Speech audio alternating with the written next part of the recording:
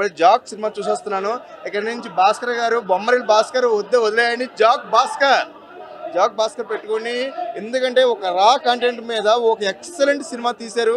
నేనైతే ట్రైలర్ చూశాను. ట్రైలర్ చూసి నాకు ట్రైలర్లో ఉందిలే, కామనే కదా, ఏదో 2 గంటల సినిమాని ఏదో ఒక 2 నిమిషాలు తీసేస్తారు కదా అనుకున్నాను. కానీ వచ్చాక తెలిసింది ఒక సిద్ధు జొన్నల గడ్డని ఇంత బాగా, అంటే ఒక ఎప్పుడు చూసినా రొమాన్స్ హీరో ముద్దులు పెడతాడు, అది పెడతాడు, చేస్తాడు, ఇది చేస్తాడు, ఇప్పుడు రొమాన్స్ తప్ప ఏం రాదు అన్న వాళ్ళు ఇలాంటి సినిమా చూడాలండి. ఎవడో అన్నాడు బోగ్గాడు, ఎవడో అంటున్నాడంట సినిమా రాలేదు నాకు ఎక్కలేదు, ఆడికి ఎక్కకపోతే ఏంటండి ఇంతమంది చెప్తున్నారు. ఎవడో బోగ్గాడు, అదొకటి రోడ్డు మీద పుట్టినాడు ఎవడాడు, అలాంటి వాళ్ళకి సినిమా గురించి తెలియదండి.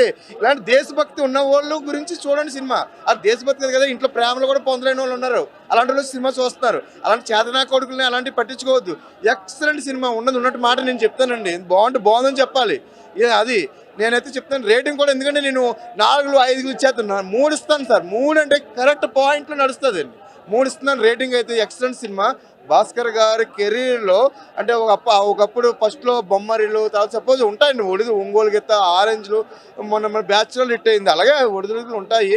సినిమా అయితే చాలా బాగుంది. ఇంకా భాస్కర్ లెక్కలో సూపర్ హిట్ సినిమా సార్. ఎంటర్టైన్మెంట్తో పాటు యాక్షన్ని చాలా